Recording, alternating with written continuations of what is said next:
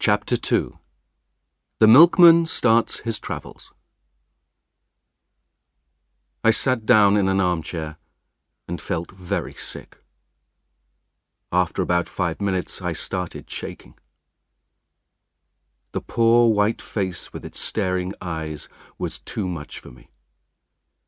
So I got a tablecloth and covered it.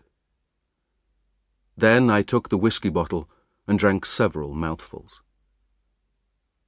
I had seen men die violently before. I had killed a few myself in the Matabele War. But this was different. After a few more minutes, I managed to calm myself down a little. I looked at my watch and saw that it was 10:30. I searched the flat carefully, but there was nobody there.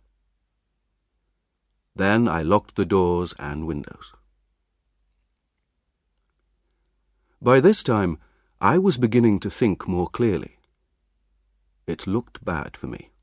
That was clear. It was now certain that Scudder's story was true. The proof was lying under the tablecloth. His enemies had found him, and made sure of his silence. But he had been in my flat for 4 days, and they must think he had told his story to me. So, I would be the next to die. It might be that night, or the next day, or the day after, but it was sure to happen. Then I thought of another problem. I could call the police now, or go to bed and wait for Paddock to discover the body and call them in the morning. But what would the police think? What story would I tell them about Scudder? I had lied to Paddock about him, and my story would be hard to believe. They would arrest me for murder, and I had no real friends in England to help me. Perhaps that was part of the plan. An English prison would be a safe place for me until the 15th of June.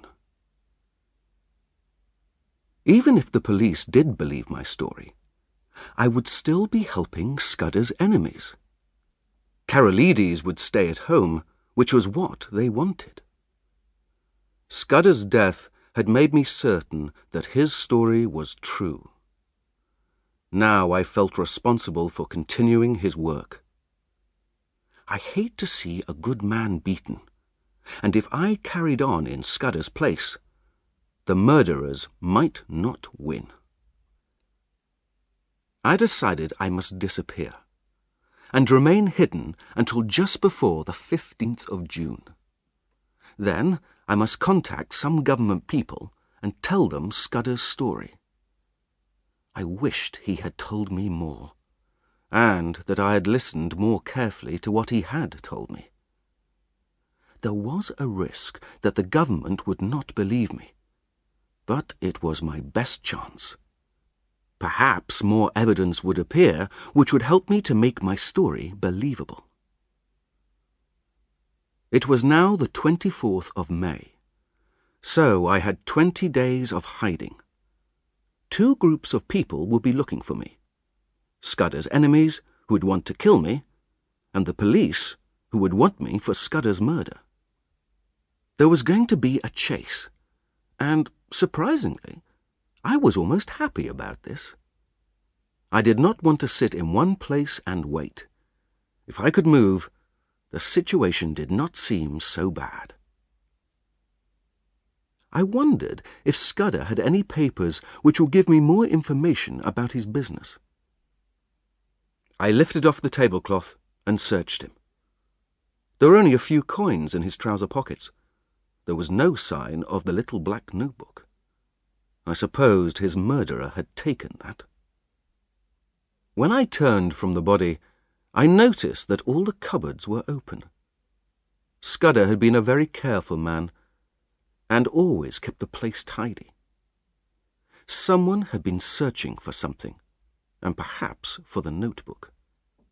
I went round the flat and found that everything had been searched. The insides of books, cupboards, boxes, even the pockets of my clothes.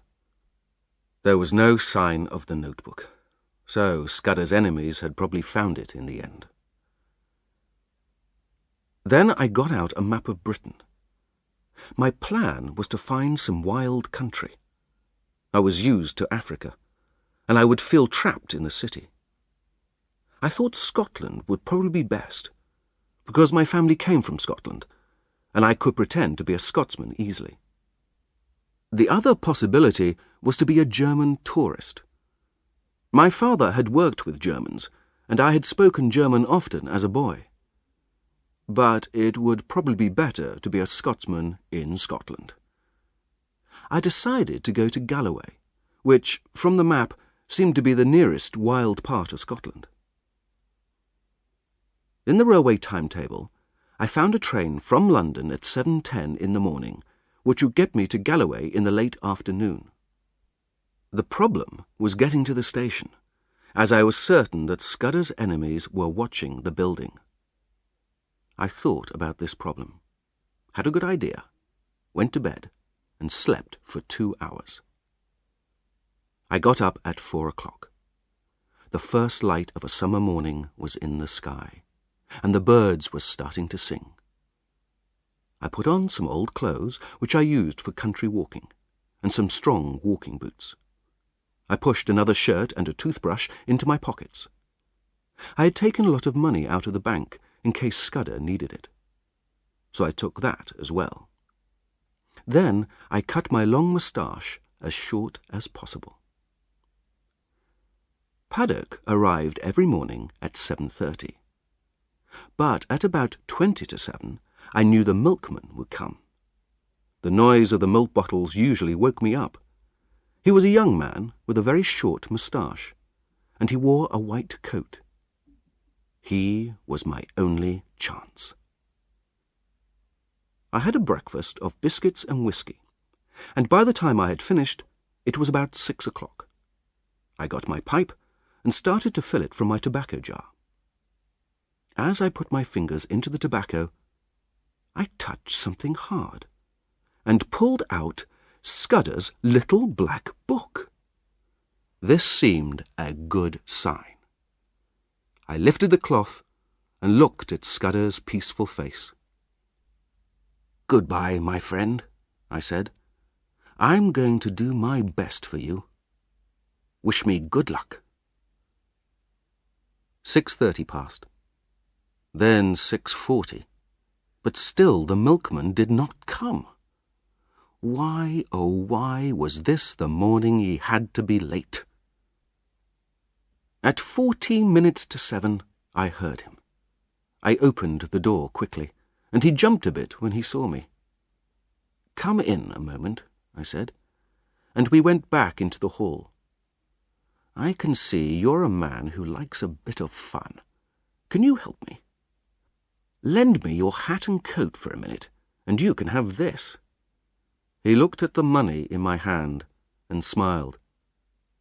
"What do you want my clothes for?" he asked. "It's a game," I said. "I haven't time to explain now, but to win, I've got to be a milkman for 10 minutes. You'll be a bit late, but you'll get the money for your time." "All right," he said. "I like a game myself. Here you are." I put on his blue hat and white coat, picked up the empty milk bottles, shut my door and went downstairs, whistling. At first, I thought the street was empty. Then I saw a man walking slowly towards me. As he passed, he looked up at a window in the house opposite, and I saw a face look back at him. I crossed the street, still whistling, and then turned down a little side street. As I dropped the hat, coat, and milk bottles behind a wall, I heard a church clock. It was 7 o'clock. I ran to the station as fast as I could. It was just 10 past 7 when I reached the platform. I had no time to buy a ticket. The train was already moving. I jumped into the last carriage.